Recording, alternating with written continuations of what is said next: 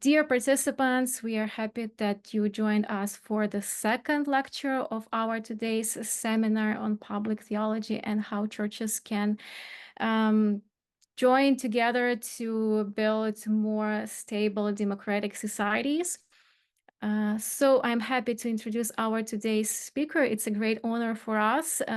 Katharina Kunter is a full professor of contemporary church history at the Faculty of Theology at the University of Helsinki, Finland. She studied history and Protestant theology at the University of Giessen and Heidelberg in Germany, and has worked at various German and European universities and research projects.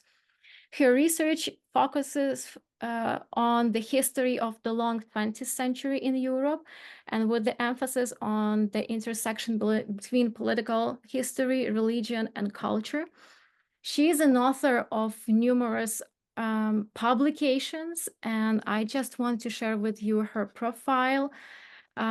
Because if you're interested in this topic, I really recommend to check all the publication. I found them very interesting personally for myself, and I already have something that I want to read.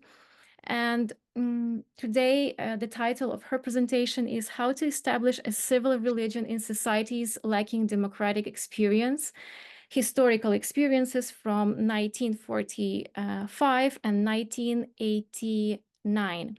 So we will talk today how can churches see themselves as a part of the civil religion when they have no democratic experience of their own and come from dictatorship.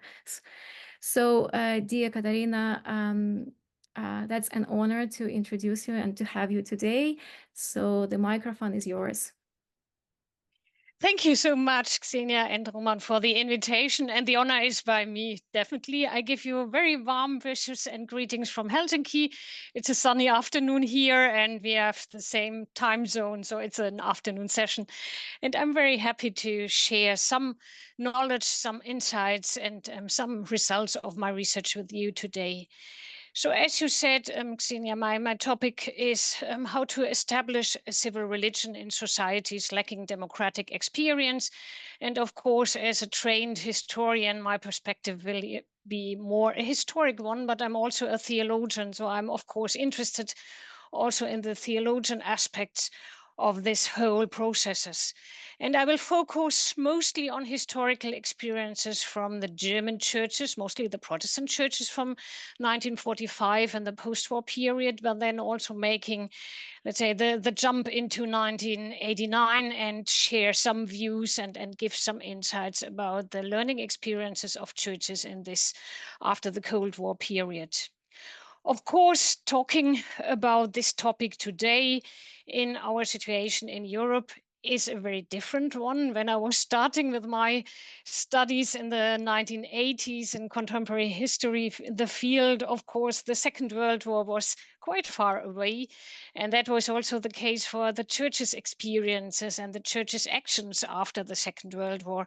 But of course, when we are speaking today about these processes and about these experiences, we are sitting in a completely different situation. As a historian, I would say let's say the dramatic and epochal caesura in our time are comparable with those of 1945 and 1989, and definitely after the war, it will be a new period for Europe.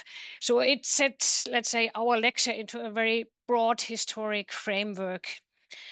And of course, this is always a very good chance for historians and academics to feel the questions of the time and use, let's say, the mood and the questions of the time to ask back in your own results, in your own research, and also in the own insights, because with the questions from our present, they are changing and they are offering new insights. And I very much hope that we can talk about them in a little bit more, maybe than 20 minutes or whatever, and that we will have a discussion about that.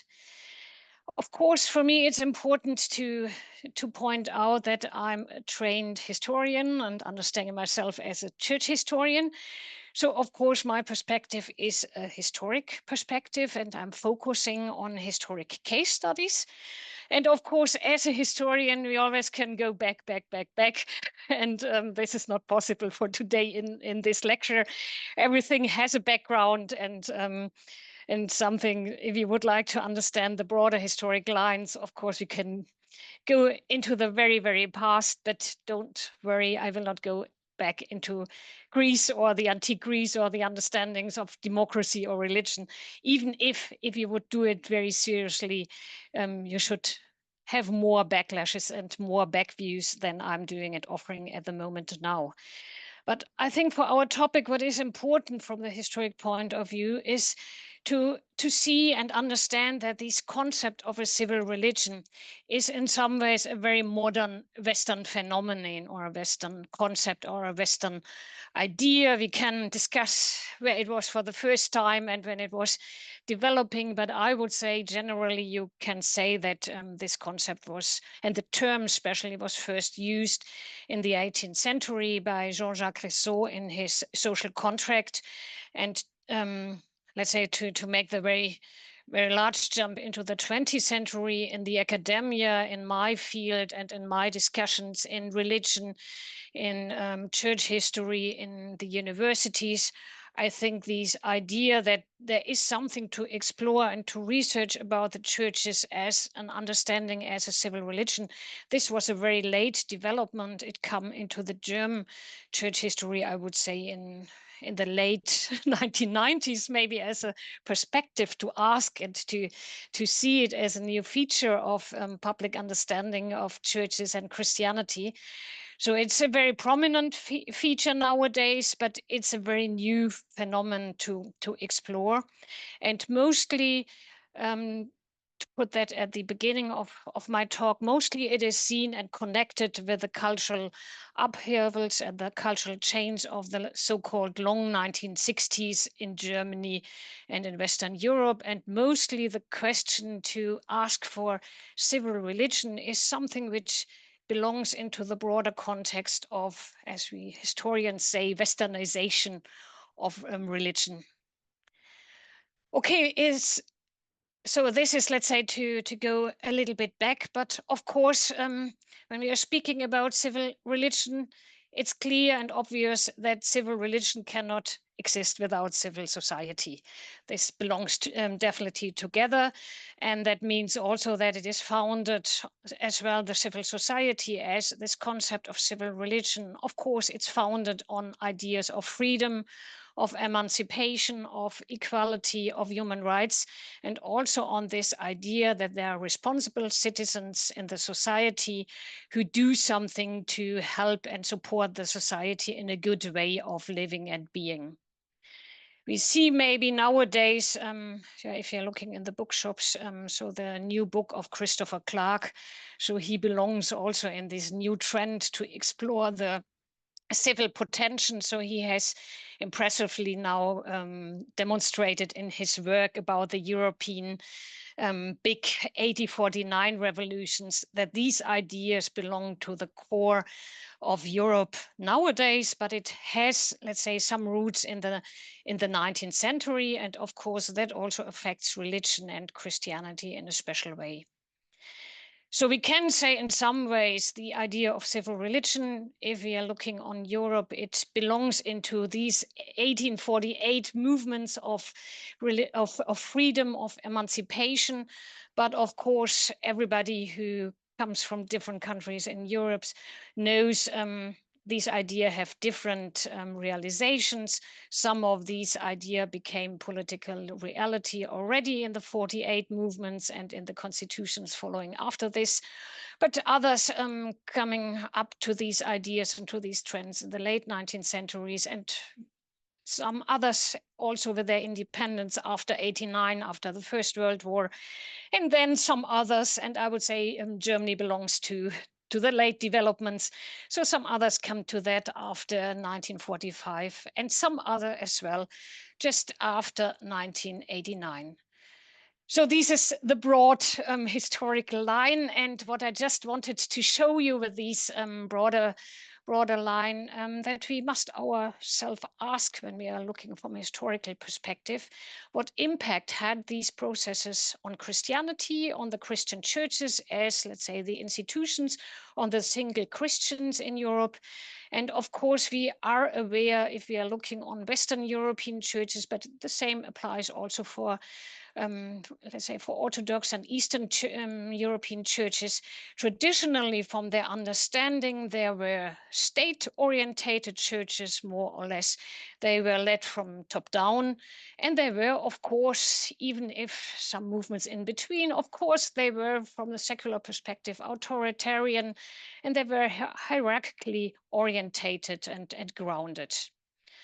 So, of course, then when we are speaking about civil religion and the movements into a broader understanding as part of the civil society, we see that these processes had a significant impact on Christian churches, on Christianity in Europe. And I would also say what we saw in the late 20th century as changes and developments is really a fundamental change of the existence and the formation of Christianity in Europe. Of course, then also the other part of the European story is that most of, or not most, but quite a big part of Christianity and European churches lived in the 20th century in dictatorships or under authoritarian rules or in totalitarian regimes. And in the case of Germany, so even 2 dictatorships in the 20th century. Of course, it's clear that in all these situations, there have been always Christians who made their own contributions to civil religion and were going into this idea of civil society, even if it was not known as a term. But I'm now looking more on the broader idea of churches and the majority, let's say, of the Christian believers. So that means that when we are speaking about civil religion and how civil religion was developing from a more anti-democratic or not a society which was not used to be a democratic society, churches must, of course, become or must adapt democracy and liberalism, and they must accept the liberal and the democratic society to be a part of civil religion. And then, of course, we can ask in the different case studies about Europe, how have the churches processes these ways towards an open attitude towards democracy, towards society, towards human rights. So this is the main and general line. And of course, you should research it now by every single different European case study. I cannot do that, so I will focus today on the churches in Germany after 1945 and the churches in Central Europe after 1909. And I will focus more on the Protestant churches and on the Protestantism. We can later in the discussion, I can also say something to the Catholic churches. But I think the Protestant churches in some different respects quite interesting. And we see also some very late movements which are better to understand in the Protestant churches than in the Catholic churches, for example. And if we are later also talking maybe for the Orthodox movements, I would also say from the church historical perspective, we see a little bit the same developments now coming up in the 21st century, where the same developments German churches, for example, had in the post-war period. Okay, so this as background, and now going into the topic and my first case study, the Protestant churches in Germany after 1945. Of course, we all know the churches found themselves in the ruins and totally collapsed and destroyed Europe from 1945. Just to remember the situation in Europe, there were between 60 and 80 million dead. There were more than 16 million refugees and displaced persons. And of course, the Holocaust had more than 6 million Jews murdered by the Germans. Then also the whole Europe was economically totally collapsed. And that means that industrial, public, economic and cultural and also private infrastructures had been completely destroyed. And of course, the churches as part of German society, and in that post-war period, I would say more than 90%. So that means the churches had a task, they had a challenge.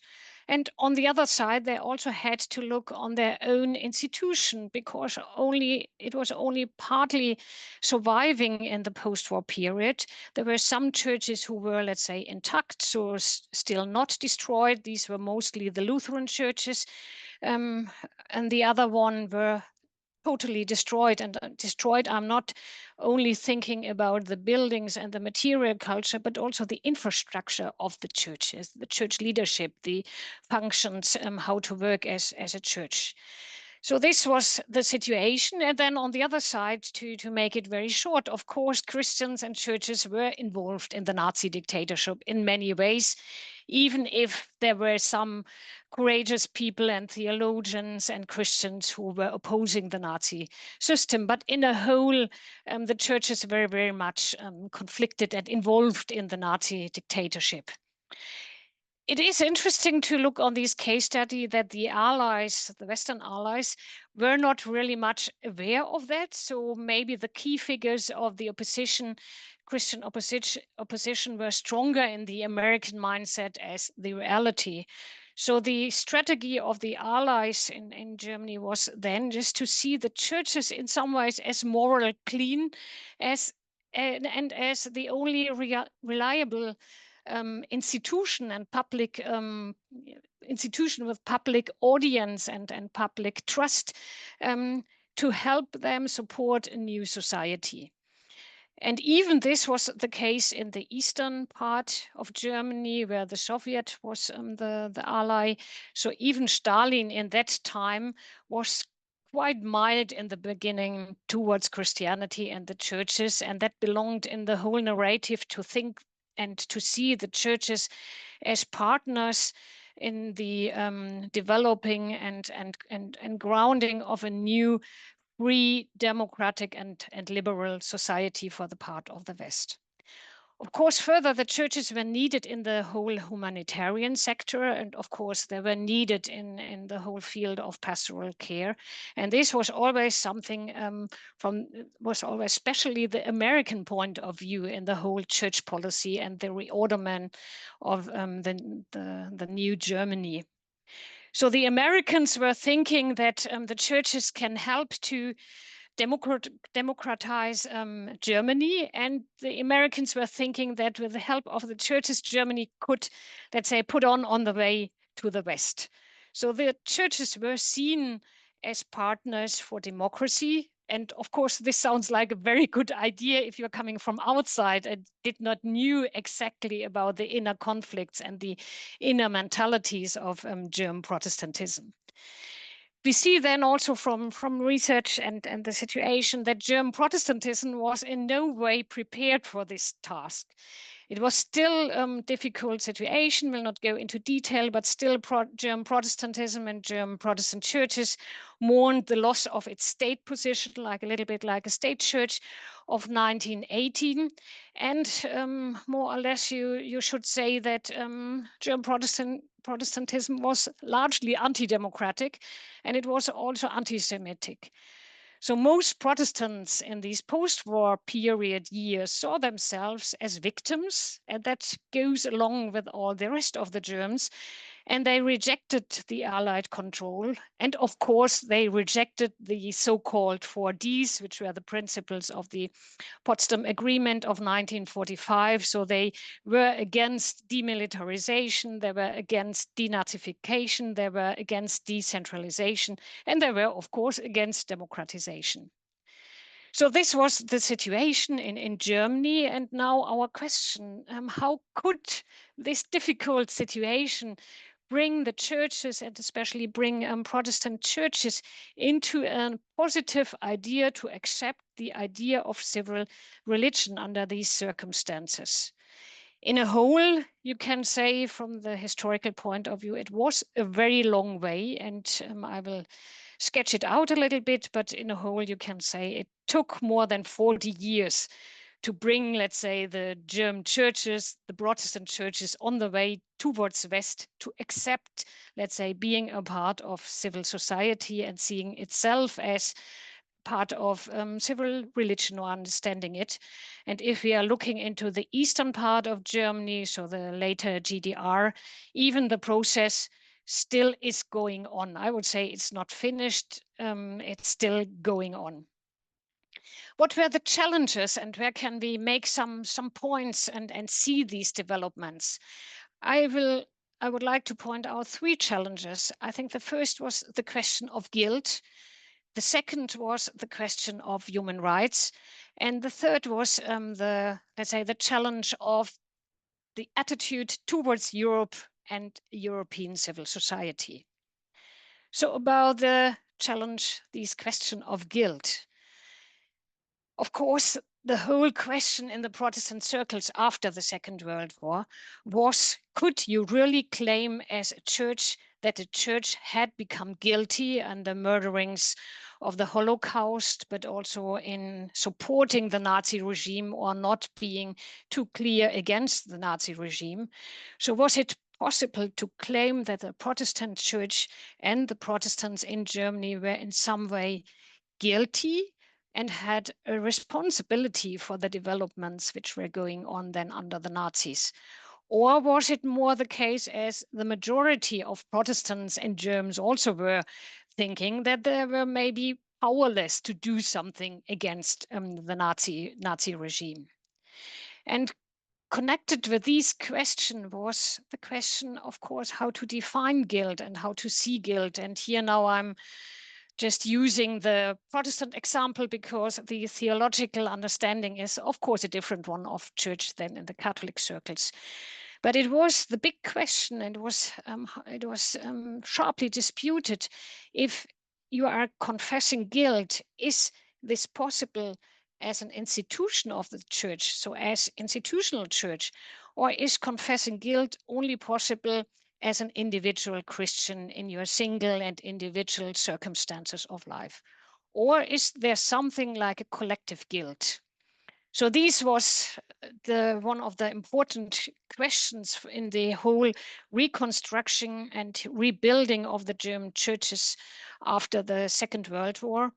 And there was, maybe some of you know, that there was then in the late autumn of 1945, a very important meeting between leading German Protestants, and all these leading Protestants were more or less, let's say, the good German Protestants, so who were in some ways against belonging to the confessional church and not belonging to the very pro-Nazi Protestants. But in this meeting between the leading German Protestants, they met to some representatives of the ecumenical movement in Geneva, mostly the World Council of Churches in Foundation with Wizard Hooft and some of his friends. And they had the pressure for the German Protestants that they have to accept in some ways guilt and make that also public, because otherwise it would not be possible to include them into the ecumenical movement in the post-war period. From this situation, later this confession or declaration of Stuttgart was developing, the Stuttgart Declaration of Guilt. But also this very important position had diverse positions. So there was on the one side the, let's say, the classical Lutheran attitude incorporated by Theophil Wurm, saying the church does not bear much more guilt than any other people or groups of the society. And the same was a little bit along with Hans Asmussen, also a Lutheran bishop, who was saying only Christians as individuals can confess guilt, not as an institution. Quite the opposite was formulated by Martin Niemöller, coming from a Reformed Protestant background, and he was definitely quite clear in saying, no, in this case, the whole church has guilty, and we have to confess as a church our guiltiness. And Wizard Hooft was also a bit on this line. Wizard Hooft, the later General Secretary of the World Council of Churches, saying, confessing guilt makes a new beginning possible. The signatories of the Stuttgart-Schuld Declaration were a minority, but it was for the public features and the public acceptance of the churches in Germany quite important to have the Stuttgart Declaration of Guilt, because indeed it opened up the way into the society, and also it opened up spaces for new democratic beginnings. In a very short notice, I can also say it was this Declaration of Stuttgart, which was later inspiring also the German Ostpolitik, which had quite remarkable contributions of the Protestants, but also it is still today something like the Protestant post-war narrative. And it's also something which is at the moment in discussion, because there are some Protestant circles today in Germany who are using that and saying with that we always have to orientate a little bit more towards pro-Russia. But this is another topic and would be another lecture, but just to mention the historical lines. So this was one point. Having formulated something as the Stuttgart-Schuld Declaration, it is developed then in the 1950s and 60s to the important narrative of German Protestantism. The other challenge was the whole topic of the human rights. And just to mention, and you all know that of course Christianity and human rights is a complicated story. In a whole, more or less most Christians and churches were avoiding human rights. Pope against the human rights which were formulated in the French Revolution. And the same was shared also by the Protestants in Germany, who always had the idea that human rights creating chaos and are not on the line because they're coming from communists and secular movements, not on the line with Christian ethics. So we see in the German Protestantism a very strong orientation towards divine right. And the idea coming from the very idealistic German tradition was to patronizing, help the poor, but distant itself from any democratic revolutions and movements. And there was this idealistic conviction that a Christian, if he only behaved well, let's say, would not need any legal definitions of the form of a government or rule of law or of the authorities or the human rights. And this is a line to think about human rights and about the rule of law, which was very dominant in German Protestantism. And we can also see that this line went till the late 1960s. When the United Nations Declaration of Human Rights was formulated, we see in Germany a lot of famous Protestants also coming from this anti-Nazi background who were just refusing these human rights because they were secular, they were coming from America, and they were just not fitting into the German tradition of divine right, to make it short. But on the other side, and even maybe to mention that, and even Dietrich Bonhoeffer in his Ethics and in some letters was also avoiding this liberal concept of and refusing this liberal concept of human rights. So this was a very strong line, and it changed very slowly, because the Human Rights Declaration of the United Nations was such a successful story.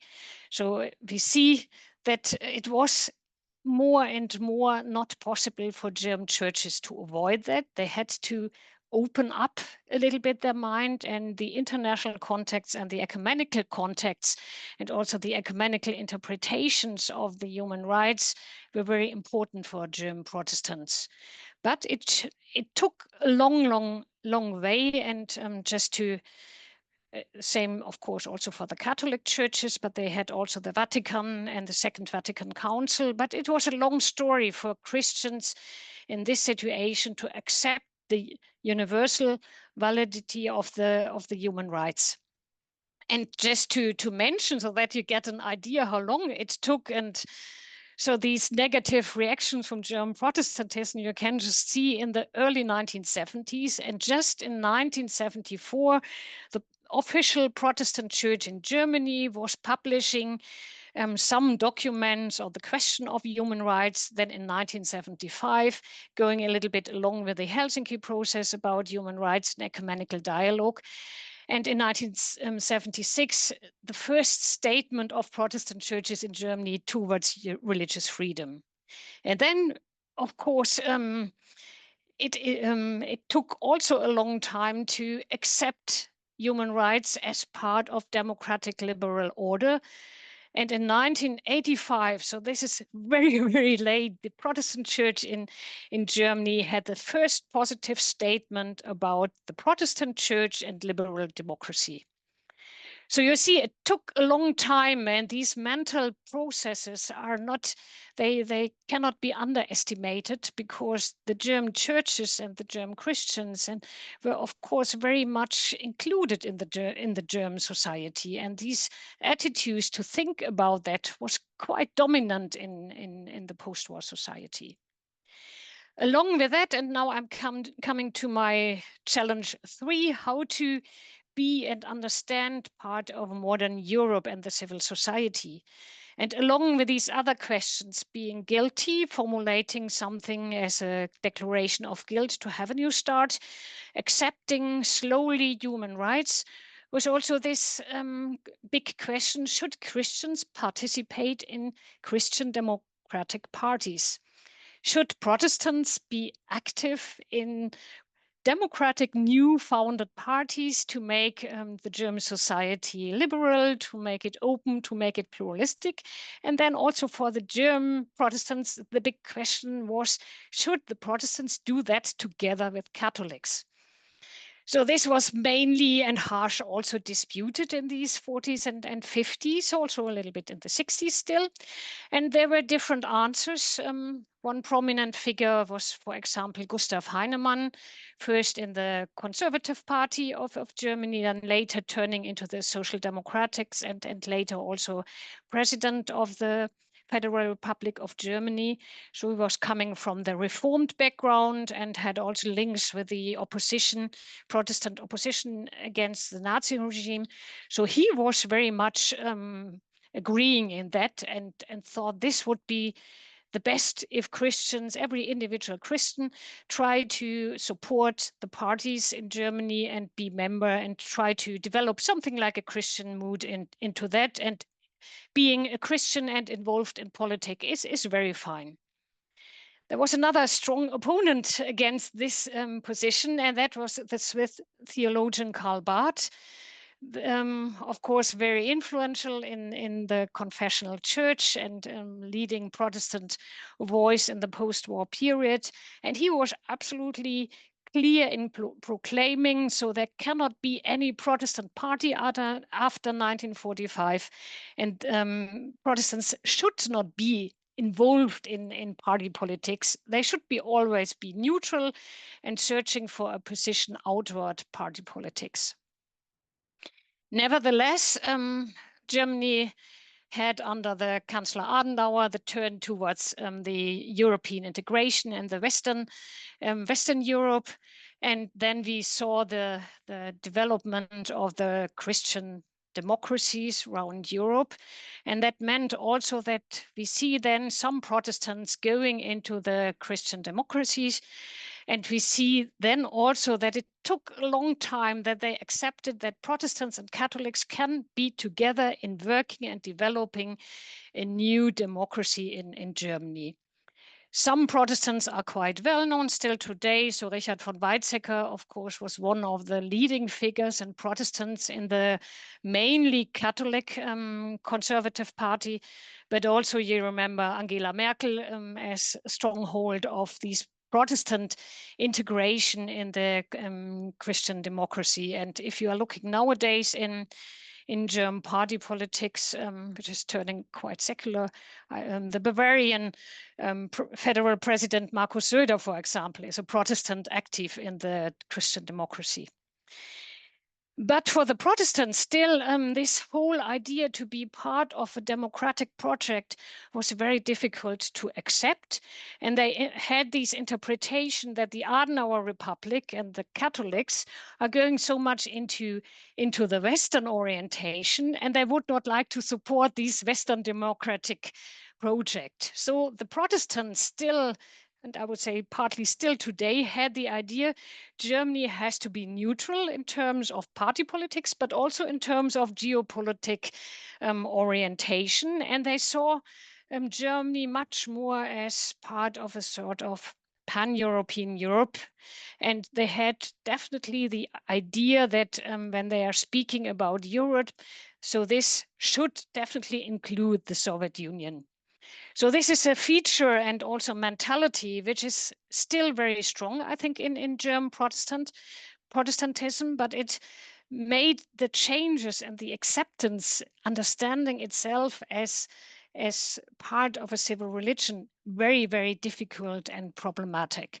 Still today you see in German Protestantism and in the churches a lot of these voices who are coming from these old idea that Germany must be a neutral force in Germany, that it should not orientate itself into freedom, so it should foster more something like a bridge between East and West, and always this idea that Russia nowadays and in the former times then the Soviet Union should be a very important orientation for German Protestantism.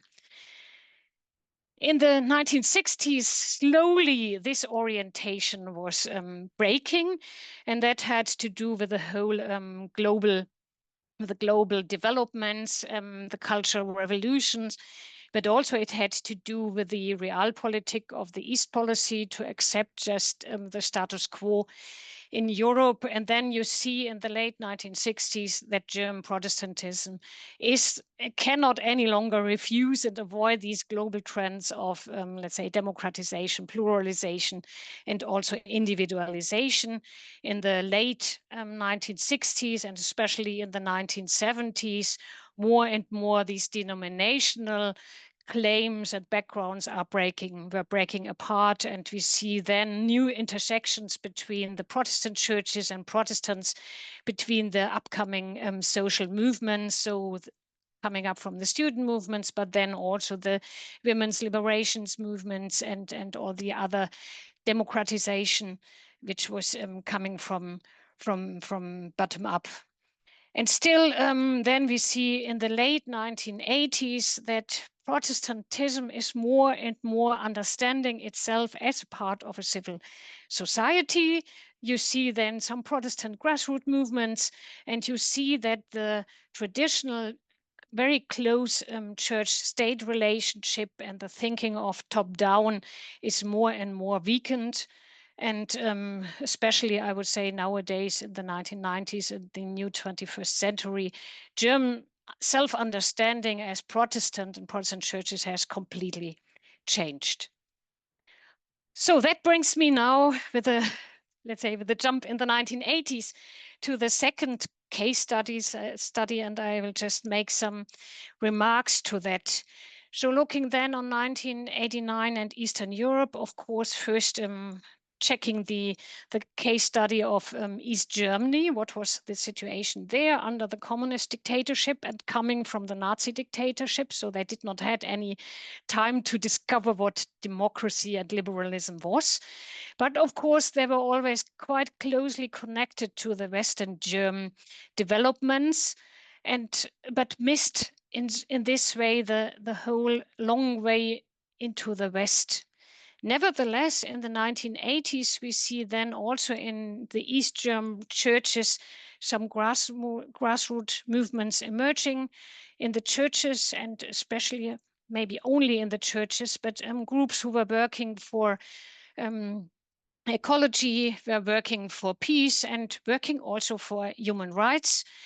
And in this emergement of grassroots groups, which were always connected and under the umbrella of the churches, we see a lot of ecumenical links and a lot of ecumenical ideas and cooperation. And this played a very important role in the end of the 1980s. There were 3 very big ecumenical gatherings where all the churches, Christian churches of East Germany were included, and they wanted to formulate something what can be changed in the GDR to make the GDR more democratic or even democratic, and to give human rights more legitimation. So this was something which would not have been possible without finding an ecumenical spirit as being a church in East Germany.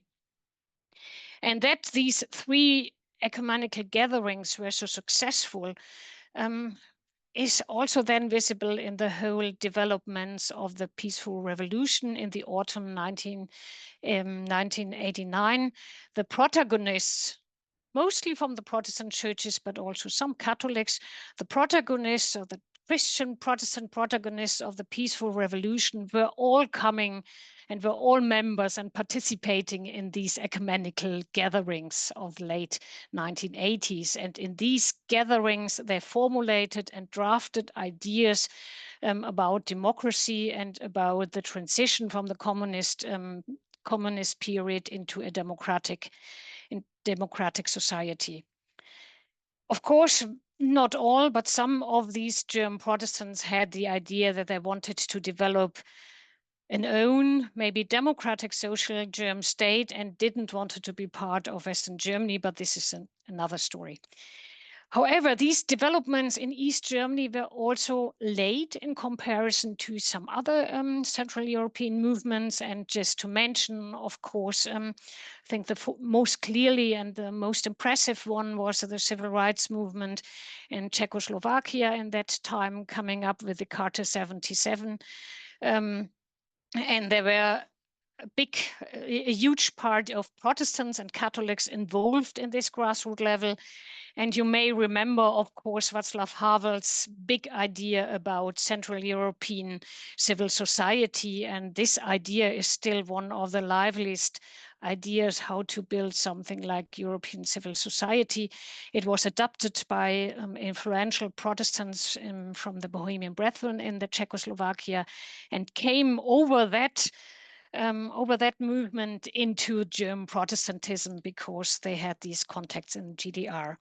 And then, of course, with the Catholic Church and Solidarność in Poland. So this was, of course, an eruption of the idea that the church is part of civil society and can form something like a civil religion. However, we all know that in Central Europe, these whole post-Soviet transformation processes in the 1990s were very difficult, and they had to redefine many things. Also, the illusion of the churches and the Christians who were so active as being part of civil society in the upheavals against the communist dictatorships. They very often had the idea of a re-Christianization of Europe, and that failed. So they had also to reshape and to think about their attitudes towards democracy, towards pluralism, towards the secular society, and also towards religious freedom. And in many places, they lost their social significance they had still under the communist dictatorship. And in 1989, I think this was an eruption. So you could see on the table at once still how important the churches and Christianity was for those who believed in them and were going into the churches and into the parishes. But on the other side, it was, let's say, the end of Christian story in Europe in the 20th century. And this is certainly true if you are looking on those post-Soviet countries who were or had a strong Protestant feature and Protestant character. If you are looking in GDR, if you are looking in Czechoslovakia, or if you are also looking Estonia, these are today the most secularized countries in Europe. And on the other side, the position of the churches, the Protestant churches there, is very difficult. and still they have to find, let's say, their way into the West. And you see also in those parts of the region that partly the churches are turning into very conservative and anti-Western developments. So this is in a whole some reflections, some ideas. Of course, there is much, much more to say in detail, but I think for the discussion, it's a good point to stop here and maybe with a very urgent last question, considering this whole story of churches on their way to civil religion and these historical case studies. I think we all have to ask ourselves, and this is especially the case for those Christians who are living in Western European countries, if maybe we and the ecumenical movement have totally underestimated the rapid changes in the 1990s, and that we also have forgotten in some ways to ask about the deeper deformations of the dictatorships and how it is possible to develop and to use and stimulate the churches to be a part of the civil society. And why this is so one answer for me is, unfortunately, as a church historian, I think in some ways, maybe the churches in Western Europe were simply not longer interested in Europe. So their mindset was and their focus was much more into the global south, or partly then on discussions about their internal structural situation in the churches and the loss of the social meaning in the context of this whole secularization. And then on the other side, I think we have also to say that unfortunately, there's also a loss of historical understanding of Europe, and then maybe we can also say that churches like German Protestantism were much too much concerned with stabilizing peace as a status quo in Europe, and they were neglecting to look at freedom as an essential part of this peace. And I think that is something which was more aware maybe when after the Second World War, the Allies tried to refigure Europe. But in some ways, this whole process of democratization, as it was in the post-war period, got never the deep reflection in the churches as the whole post-war period was getting. And I think this is also a serious question to all of us who have responsibility. Why was this so? And is there a missed chance as we see it now today in Europe? Okay, so these were, let's say, my considerations, and I'm very much looking forward to discussions and questions and comments. Thank you, Professor Katharina Kunter, for this wonderful presentation. We have already some questions about the past and also about our now and relation of in Germany about the war in Ukraine that we have and the Russian aggression. I want to ask you before we will read those questions, maybe kind of the clarification, because you mentioned that the churches in Germany after the 45s, they didn't want to accept this concept of the liberal democratic values, like the human rights. Did they offer something like alternative? This is the one, like, do they have any idea about, or they just rejected this idea? Or, and the other thing, did I understand you correctly that you, this kind of the rejection of this concept lead to the secularization of the societies in those countries? So do you define it as a kind of the side fact that they failed their social influence, and this is the reason of the secularization, if I understood you correctly? Yeah, I would not claim that, let's say, the Protestantism and the churches are not so important any longer. So that, let's say, this rejection of the human rights was, let's say, the point for the German society to turn much more into a secular society.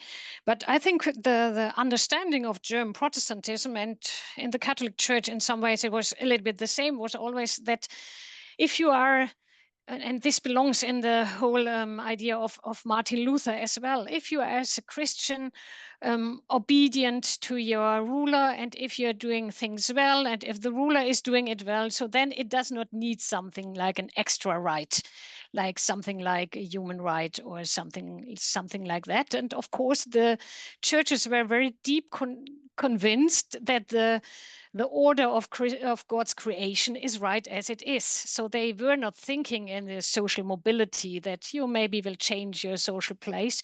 So it should just be in order as it was. And this is the stability idea of churches, but especially also, I think, for German Protestantism, because it was coming from Martin Luther, and it never had, or Germans never had in their history, a successful revolution. They were always avoiding revolutions, and they did not have this feeling that a revolution can develop into freedom, and that this is something which is great to experience.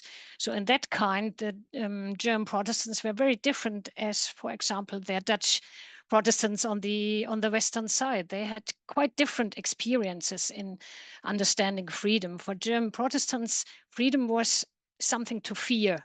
And not only for German Protestants, for example, Goethe was also very much afraid of that the French Revolution will sweep over to Germany and bring whole Germany into a chaos. So the idea was that it is not necessary to have something extra like the human rights, which is drafted in a secular form, and that it's, if everybody is just doing the things as it should be done as a Christian, so then things will be okay. And of course, if we are seeing the two dictatorships in Germany, this was just a failure. And Yeah, thank you. So I will have a lot of questions in our chat.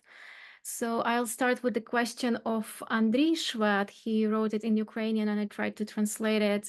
So in the light of the human rights issue that emerges from the aftermath of the Second World War, how do you assess the discussion around the Istanbul Declaration?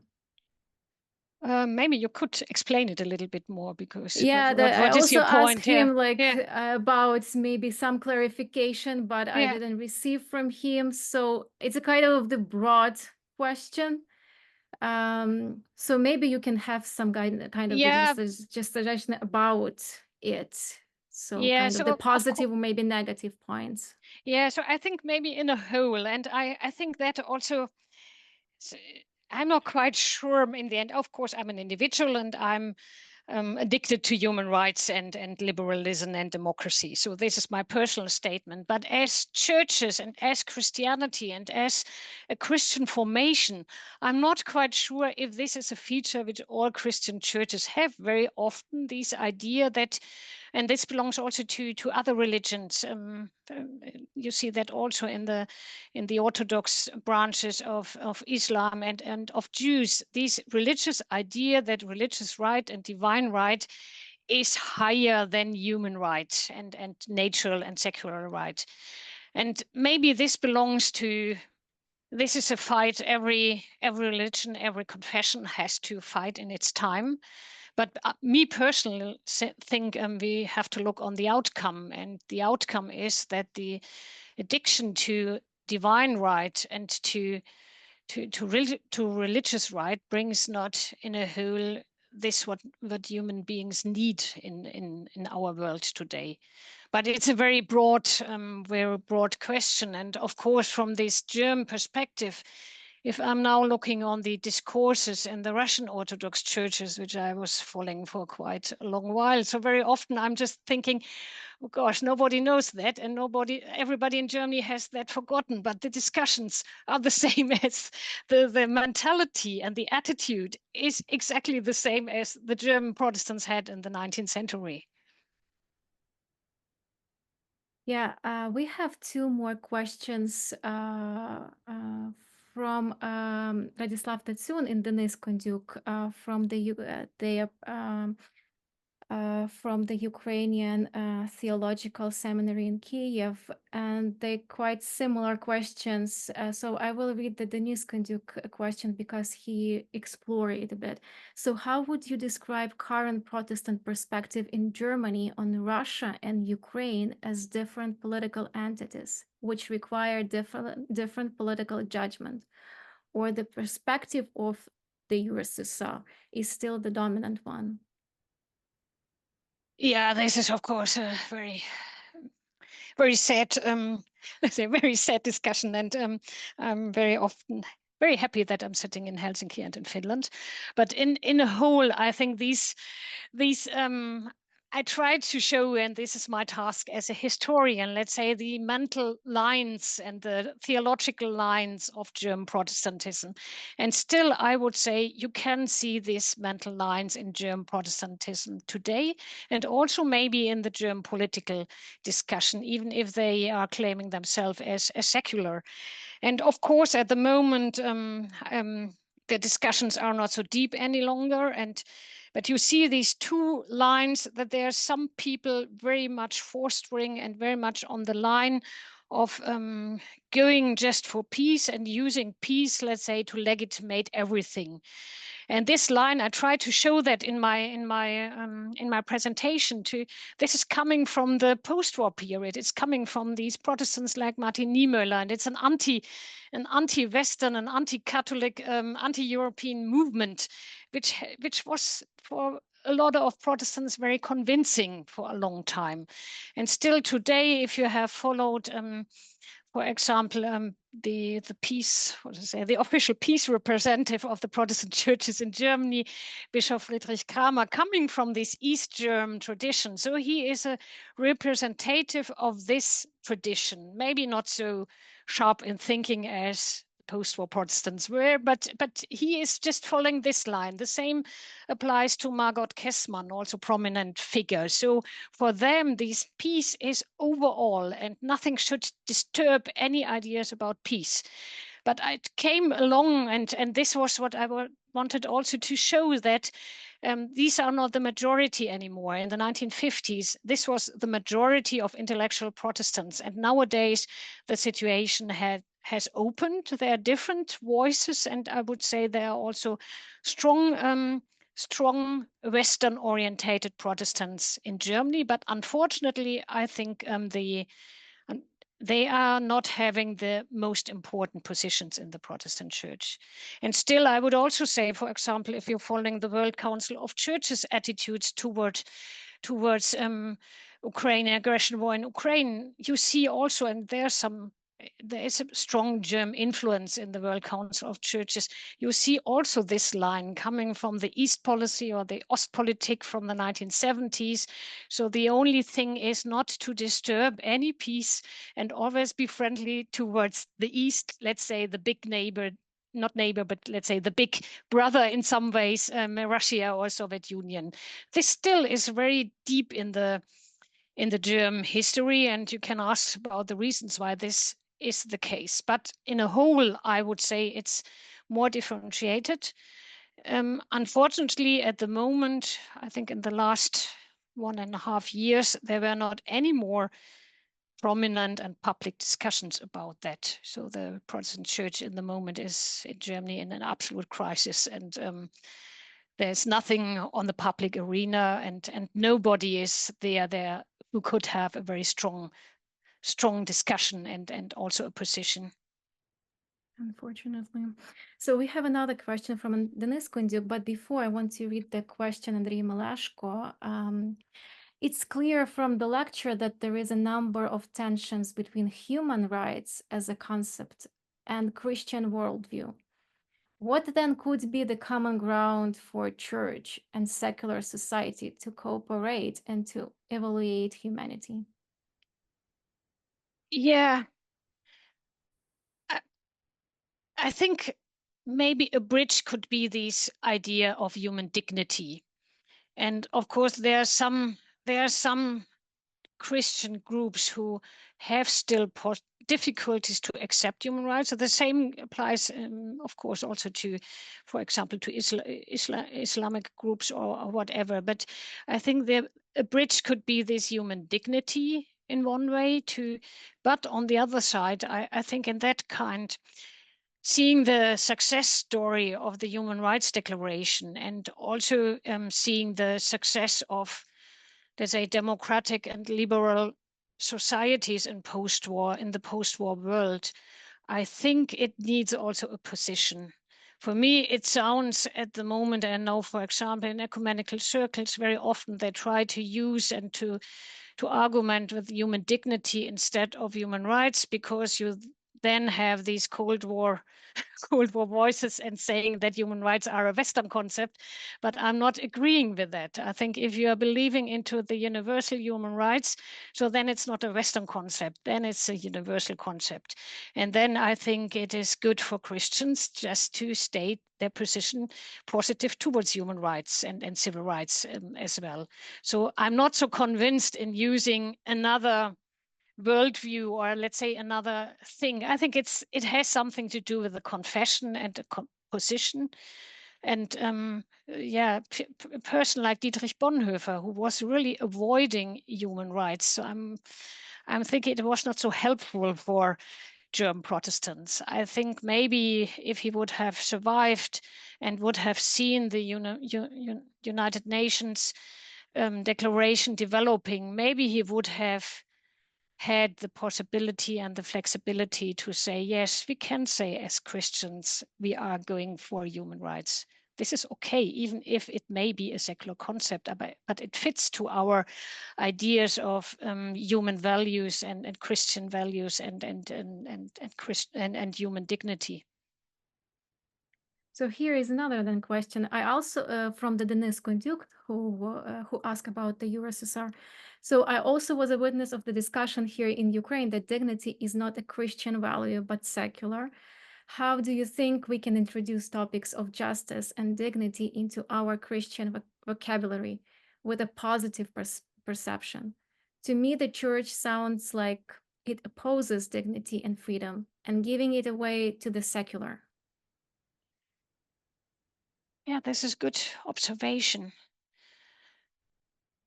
Yeah, this is a very good observation. I would say also maybe this is the case in a lot of Western societies, that churches are still not hearable any longer with their voices in supporting human beings and human dignity and human values. But they are also not, yeah, I'm not quite sure. As a historian, I like very much speaking understandable for all kind of people, and also to use secular language to make clear what we mean and what we're going for. And I'm not so sure if it is helpful in our societies of the 21st century to use a very Christian language to mark what is important for us. Or is it just to use the secular language and maybe make your own interpretation from that and communicate that inside the church, but also say just strong that you are using these secular language and the secular concepts. But it's a very interesting question, and of course it's not possible to give a general answer to that. It depends on every single Christian community. Thank you. We still have one more question. We do not have more time, but I just want to ask you, and maybe you can comment quickly. How do you evaluate the Eastern European and Western European ability to be in dialogue with the civil society, keeping in mind the experience of Eastern European churches to be silenced for half a century? I think in practice, this is already working because Christians are part of the civil society. So at least in Central Europe, I think this is not any longer possible. The most important problem I see are the church leaderships and the hierarchies. And I think also the church diplomacy at the moment is not really following the idea that we have something like civil societies. So, but I think we should definitely make it more visible. But I think they are still part, of course. That's quite a positive answer. Yes, I'm a positive person. So thank you for this wonderful presentation, and thank you everyone for this wonderful discussion and for your questions. They are thought-provoking, and I think that we have a lot to think about. I hope that that's clear that we will need to have another lecture with you, kind of the standalone lecture we'll have, where we will have more time for the discussion.